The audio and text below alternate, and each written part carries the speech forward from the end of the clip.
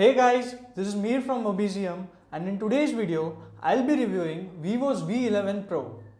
Oppo and Vivo are those smartphone companies which I would directly compare to the ruling party and the opposition party in context of Indian politics. Each time one of them rolls an exclusive product, the other one tries to roll a better product to outdo the former one.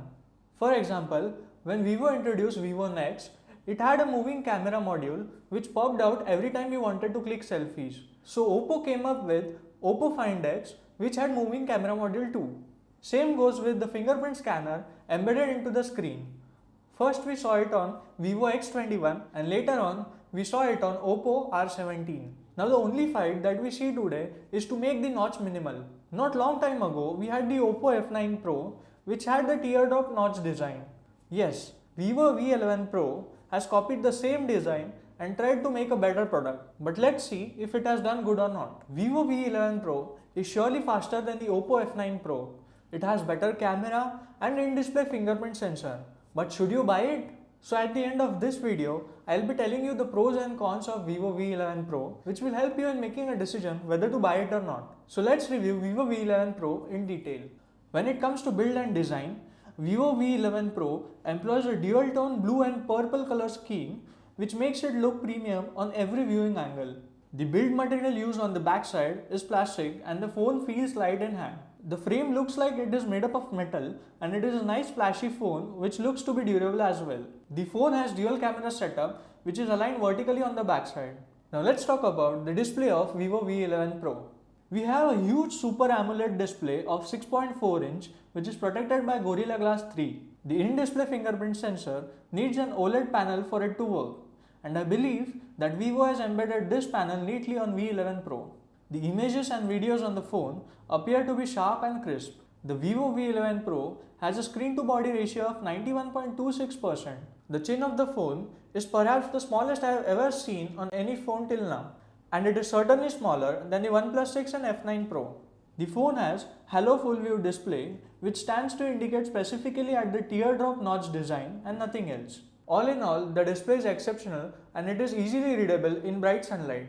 Now let's get familiar to the Vivo V11 Pro software. The Vivo V11 Pro comes with Android 8.1 Oreo and FunTouch OS skin which is a copy of iOS. When you swipe right, you're greeted by Joby, which is the AI assistant of Vivo, and it is far inferior to the Google Assistant. Well, I think that there is no need for an additional AI assistant when the Google Assistant is already present. If you are an iPhone user like me, Vivo's FunTouch UI may look a bit familiar to you as the gestures are somewhat same. Now let's look at the hardware and performance of the Vivo V11 Pro. The device runs on Snapdragon 660 chipset and there is also 6GB of RAM and 64GB of internal storage which can be expanded up to 256GB using a microSD card. While playing graphic intensive games like PUBG and Asphalt 9 on Vivo V11 Pro, I had to use the mid-level graphics settings. Playing on the highest settings available, I noticed a lot of lag and the phone was heating up. So this phone is not meant for intensive gaming activities at all. I would rather recommend you to buy the Poco F1 because it supports high-end gaming. The phone also comes with quick face unlock system which is more secured when compared to the OnePlus 6. The in-display fingerprint mechanism on the V11 Pro has improved since the Vivo Next, but I'm still not satisfied with its speed. For now, I would say that I'm not a big fan of this in-display fingerprint reader. Now let's get familiar to the camera of the Vivo V11 Pro. The Vivo V11 Pro comes with dual rear camera setup, of which the primary camera is of 12 megapixels and the secondary camera is of 5 megapixels. The aperture of the primary camera is f1.8 and of the second camera is f2.4.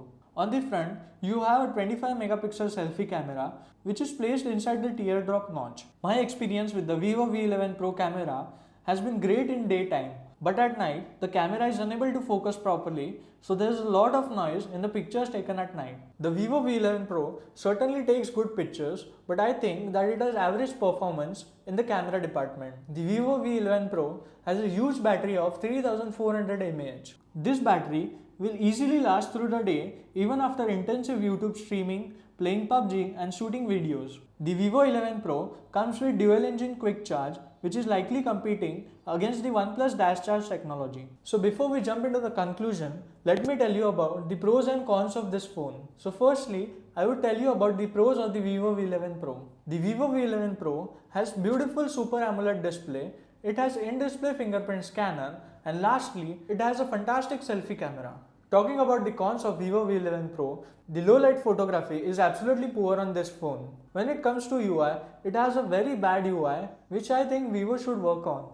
And lastly, it has average looks and average performance, and it is not at all suitable for gaming. So the only things that go in the favor of this phone is the beautiful bezel-less display and the lightweight of this phone.